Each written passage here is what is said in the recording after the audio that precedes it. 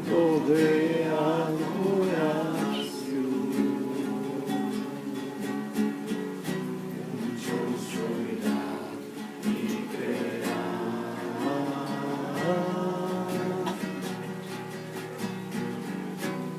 Y en Jesús confiarán.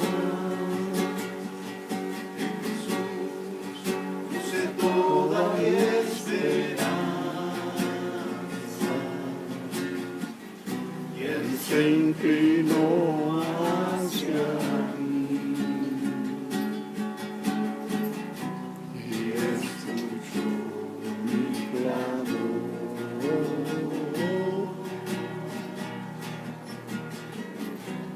Y escuchó mi clamor.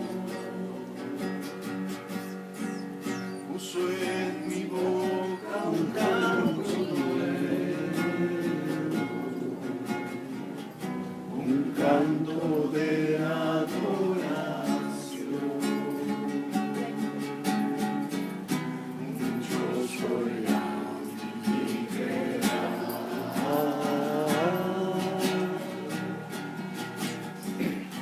Y en Jesús confiarán. Y en Jesús confiarán. Y en Jesús confiarán. Aleluya, Señor. Gracias, Jesús. Gracias. Que cuidas de cada uno de nosotros, Padre eterno. A veces no lo sentimos, a veces pareciera que cuesta trabajo ver, pero siempre estás al pendiente de nosotros. De una o de otra manera nos cuidas y nos ayudas. Gracias, Jesús. Gracias, Jesús.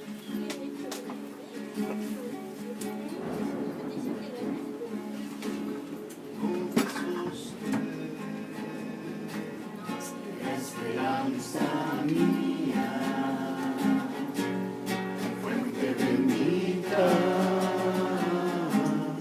de vida eterna, tan solo el alma en sus fuerzas finas tiene paz, tiene paz.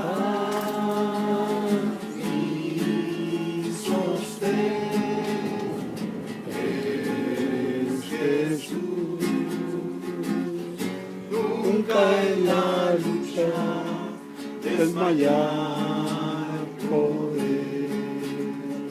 Mi sostén es Jesús.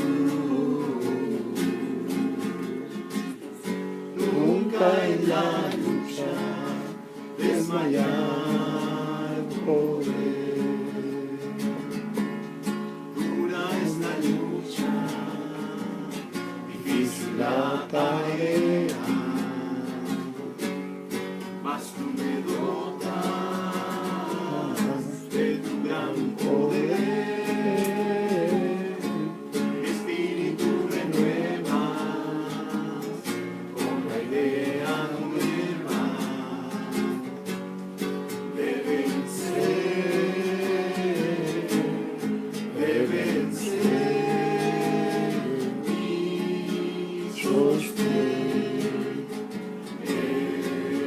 Jesús,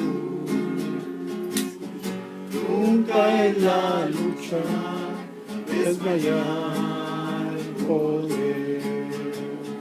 Mi sostén es Jesús. Nunca en la lucha desmayar poder.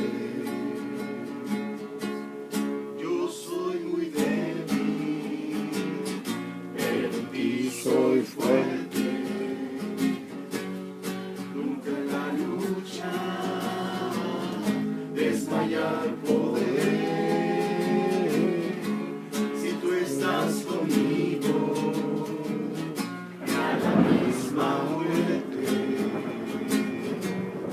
tener.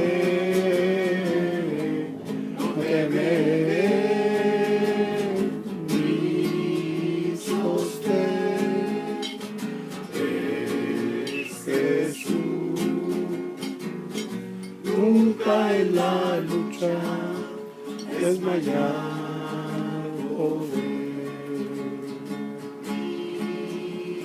Usted es Jesús,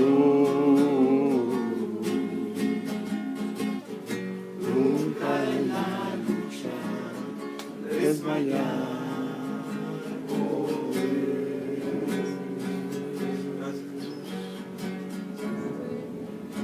Gracias por tu amor y tu misericordia. Amén. Ayúdanos a caminar cada día contigo, a poderte mirar, Señor, aún en medio de la adversidad, porque de verdad te necesitamos mucho. Amén.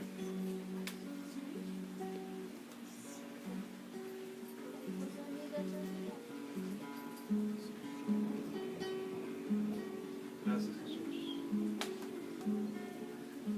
Si en tu vida hay batallas y romper tus sueños ves, y si el mundo ignoras, tu esperanza destruir, cuando sientas muy adentro someterte a lo carnal, que no desaparezca esa fe que en ti está. Alabar, pues es Dios quien todo lo puede. Alabar, Dios merece adoración. Alabar, las cadenas que nos atan sirven para recordarnos que se sueltan de inmediato al alabar.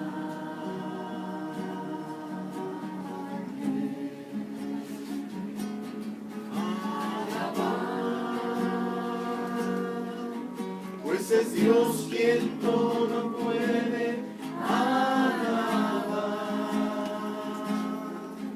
Dios merece adoración. Alabar, las cadenas que nos atan sirven para recordarnos que se sueltan de inmediato al alabar.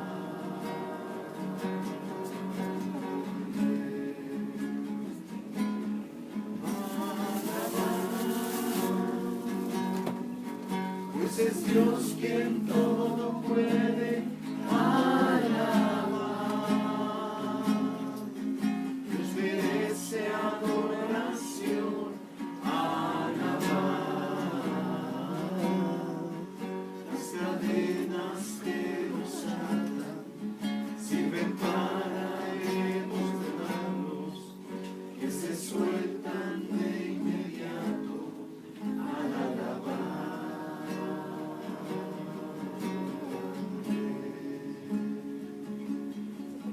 Que se sueltan de inmediato al alabar.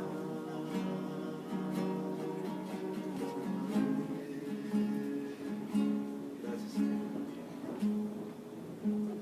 Padre, de verdad que hay momentos que necesitamos tomar tu respiro, necesitamos darnos un espacio para pensar, para reflexionar, para considerarte, para entender.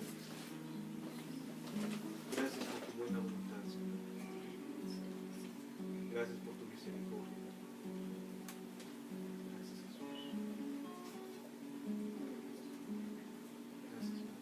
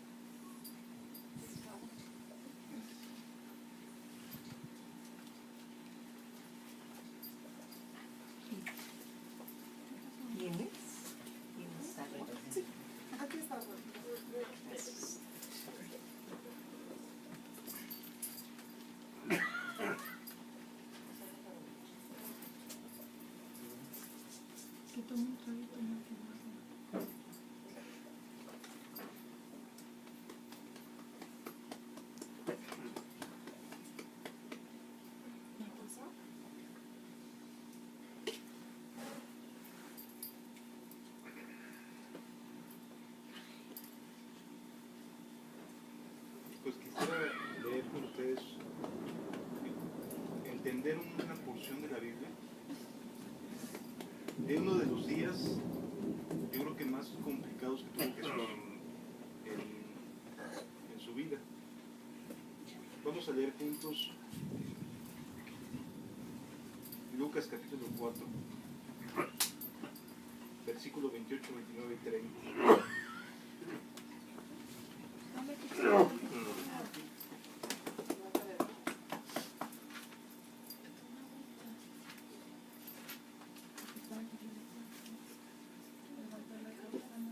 Lucas 4,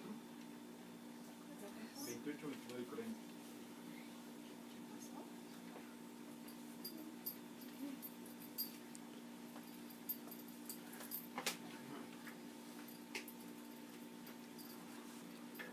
Dice la Biblia.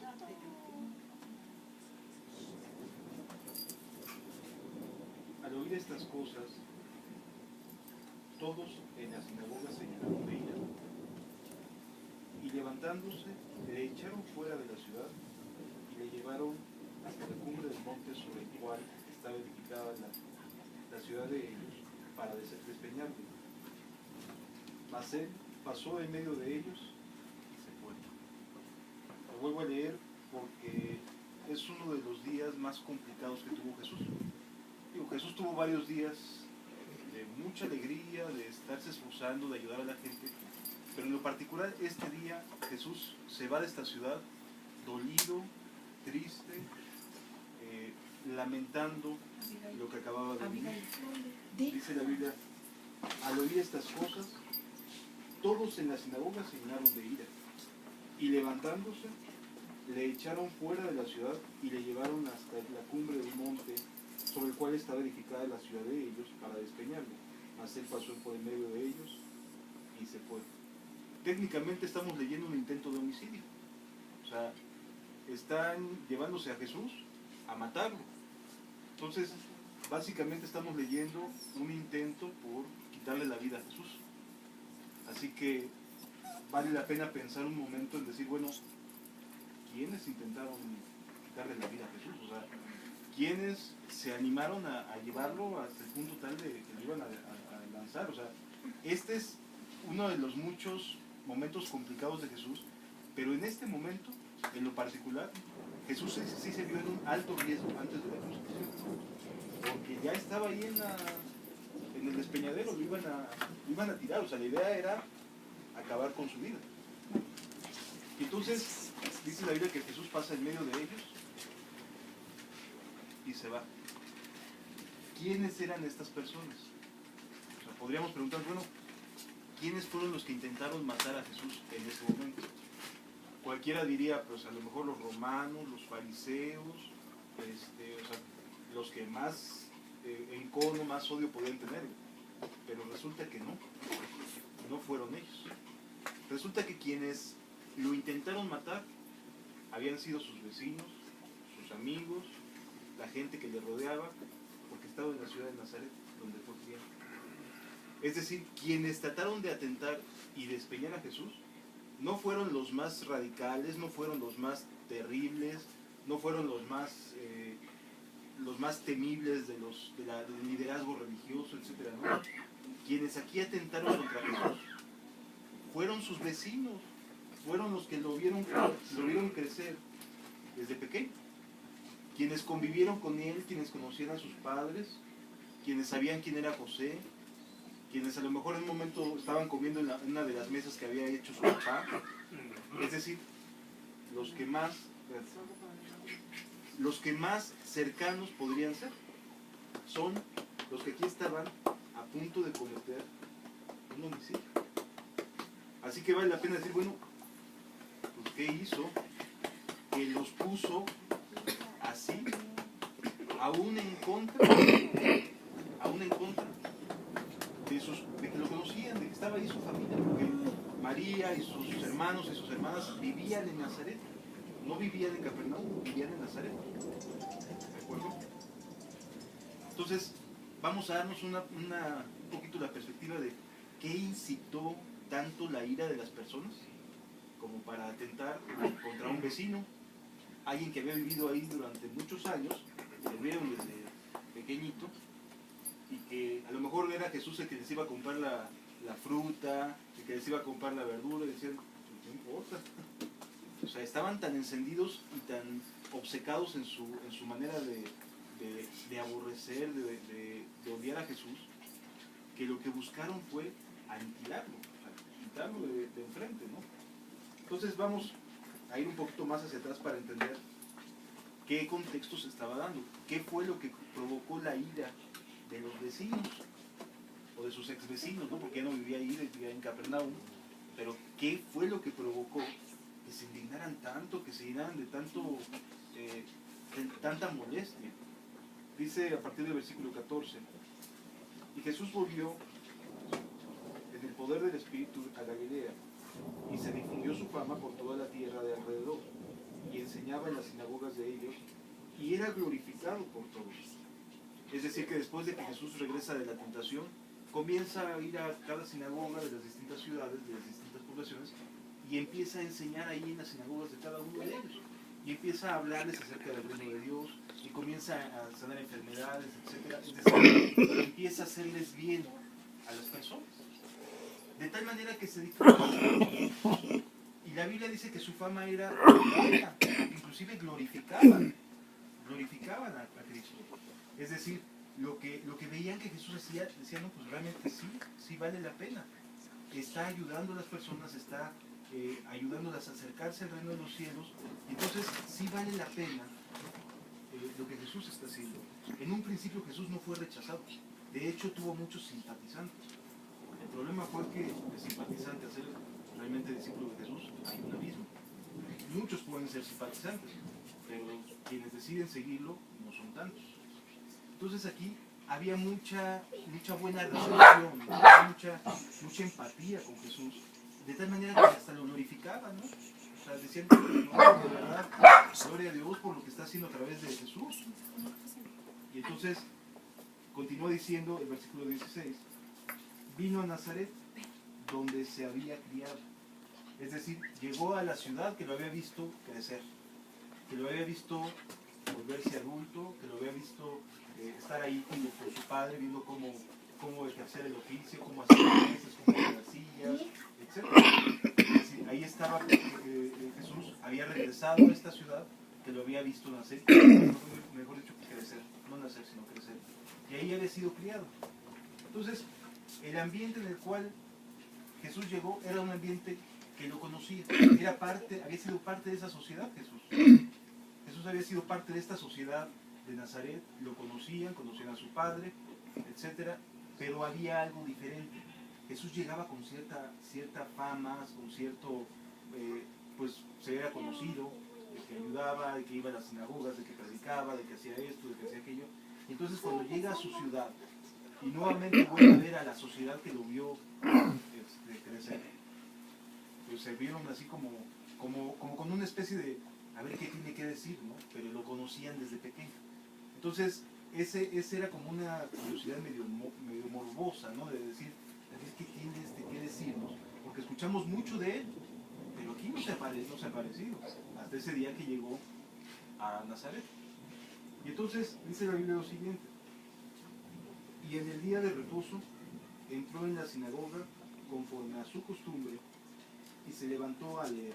Lo primero que vemos aquí es que tenía el hábito Jesús desde pequeño de ir a la sinagoga, ¿no? Era su costumbre, dice la Biblia.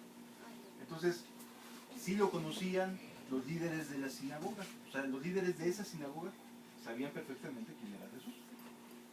Y le dieron entrada, o sea, lo recibieron, pues. No le dijeron, no, tú no, eres falso profeta, estás loco, no, sino que por el contrario, le dan la bienvenida. Y dice la Biblia que se levantó a leer. Vale la pena decir que en una sinagoga no a todo el mundo le daban chance de leer la Torah. O sea, es como decirle bienvenido, pásale, ¿no? Te toca leer. y como lo conocían, bueno, pues sí le daban esa entrada. No cualquiera podía levantarse a leer, tenía que ser normalmente alguien de la comunidad. Entonces a Jesús sí lo reconocían como alguien que había sido de la comunidad, que se había ido a vivir allá, pero que era conocido como alguien que se crió, su familia de hecho estaba ahí, la familia de Jesús estaba ahí, y entonces pues era bienvenido a la sinagoga. Dice, y se le dio el libro del profeta Isaías, y habiendo abierto el libro, halló el lugar donde estaba escrito: el Espíritu del Señor está sobre mí, por cuanto me ha ungido para dar buenas nuevas a los pobres, me ha enviado a sanar a los quebrantados de corazón, a pregonar libertad a los cautivos y vista a los ciegos, a poner en libertad a los oprimidos, a predicar el año agradable del Señor. Y enrollando el libro, lo dio al ministro y se sentó. Y los ojos de todos estaban en la sinagoga estaban fijos en él. Y comenzó a decirles: hoy se ha cumplido esta escritura delante de vosotros. Y todos daban buen testimonio de él y estaban maravillados de las palabras de gracia que salían de su boca y decían: ¿no es este el hijo de José? Es decir, veían en Jesús y reconocían que había algo diferente. No sabían exactamente qué, pero reconocían que había algo distinto en Jesús. ¿Por qué? Porque lo habían visto crecer desde pequeño. Entonces dicen, bueno, ¿qué le pasó a este niño? Pues yo le vendía las manzanas, ¿no? Yo le vendía los caramelos, yo le vendía los frutos secos. Conozco a su mamá, etc. Entonces la gente que lo empezó a escuchar se quedó atónita de ver cómo hablaba Jesús. Sin embargo, había un anhelo en ellos, lo mismo que en todos lados de Israel. El Espíritu del Señor está sobre mí, habla sobre la profecía acerca de Cristo. Una profecía que todo el mundo en Israel anhelaba. Todo el mundo en Israel quería y deseaba ver el día que llegara el Mesías. ¿Sí? Y hoy en día es básicamente lo mismo. En las congregaciones, en las iglesias, anhelamos el Espíritu de Dios, anhelamos que traiga libertad a los cautivos, anhelamos que haga bien a las personas, etc. Entonces nos encontramos aquí en un escenario en el cual todo el mundo anhelaba el cumplimiento de esta profecía. Y en un momento se para Jesús y les dice: se acaba de cumplir la profecía delante de todos vosotros. Pues sí los sacó de onda, ¿no? O sea, sí los llenó de impacto. Y dicen, pues este es el hijo de José. Pero además lo escuchaban hablar y decían, caray, algo distinto trae. Algo se nota diferente en él. Y entonces, cuando Jesús está hablando y está explicando las cosas, ellos estaban entre atónitos por un lado, pero además, por otro lado, se empezaban a incomodar, porque decían, pues sí, yo lo conocí, yo le llevé la mesa a su papá, le di la madera, etc. Y entonces, en ese momento se genera una expectativa de que explicara a Jesús a qué se refería precisamente con eso. Como ya había fama, como ya eran famosos, ya Jesús tenía cierta publicidad, ¿no?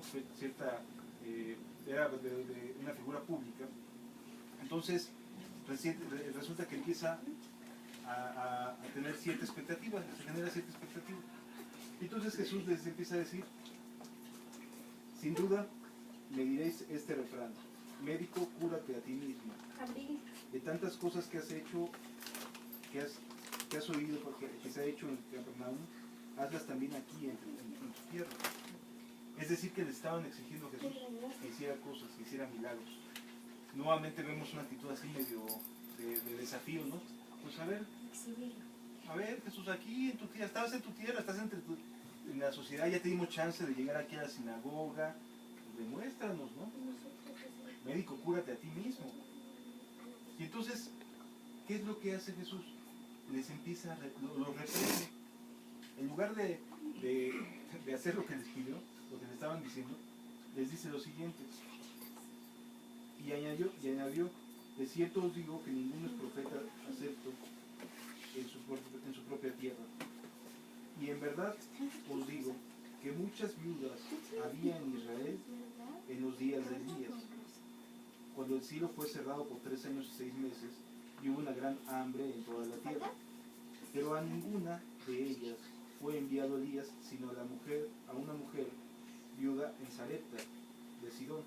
Y muchos leprosos había en Israel en el tiempo del profeta Elías, de Eliseo, pero ninguno de ellos fue limpiado, sino Naamán el sirio. Es decir, de momento les dice así, pues yo vengo, pero no todos van a escuchar. Es decir, lo que quiere transmitirles a las personas que estaban en ese momento ahí era que no lo iban a escuchar. Que así como en la época de Israel había había muchas mujeres viudas, pero nada más Elías fue enviado a una sola, no a todas, sino a una.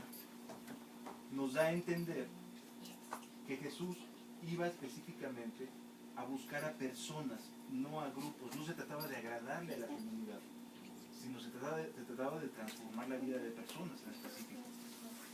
Y entonces, este ejemplo lo que provocó en las personas fue un rechazo.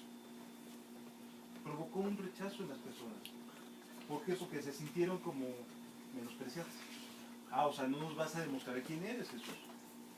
O sea, no nos vas a decir, no nos vas a demostrar como si se sabe que te estás haciendo en Capernaum, aquí no lo vienes a hacer. Se me hace que eres bien mentiroso. Pero se molestaron, fueron heridos en su orgullo. ¿Por qué? Porque se sintieron como hechos a un lado. O sea, no vas a tomarnos en cuenta para poder hacer tus milagros. Esto fue tan molesto para ellos que fueron capaces en ese sentido de llevarlo hasta la cumbre y tratarlo de matar. ¿Sí? Es decir, cuando Jesús nos habla, suele suceder que nos sentimos tan incómodos que tratamos de hacer a un lado lo que Jesús tenga que decirnos. ¿Sí? O sea, eso fue lo que hicieron. No nos quieres cumplir nuestro capricho, pues entonces te llevamos y te lo enseñamos. Así. Y así la gente es con Jesús. Si no haces esto, entonces te voy a hacer a un lado. Señor, quiero esto. Y si no, te hago a un lado. Técnicamente es lo mismo que muchas veces se hace en mi vida. Si no se cumple lo que yo quiero, entonces te desecho. ¿Sí me explico? Entonces, el llamado que Jesús nos hace el día de hoy es a valorar, a sentirnos como esa viuda que fue, que Dios llevó a Elías para ayudarlo. Que nos sintamos como aquel leproso. ¿Por qué? Porque somos llamados, o sea, nos está concediendo la oportunidad de escuchar. Y en ese sentido sí vale la pena sentirnos muy agradecidos con Dios. Llenarnos de gratitud porque finalmente Jesús puede pasar en medio de nosotros e irse, aun cuando lo estemos rechazando.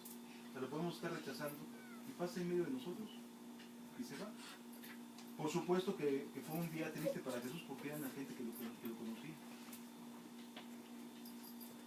Por supuesto que fue un día triste para Jesús. ¿Le dolió? Sí le dolió. Sintió pena y rechazo, lo querían matar. Así que esto nos enseñe que aprendamos a valorar la oportunidad que Dios nos da. No vaya a ser que pase de largo. No, pues, paso aquí y mejor me retiro, porque no van a oír. ¿No? Que Dios nos enseñe que tengamos un corazón correcto para no dejarlo pasar. No para despeñarlo, sino más bien para no dejarlo ir. ¿Verdad? Entonces vamos a darle gracias a Dios. ¿De acuerdo?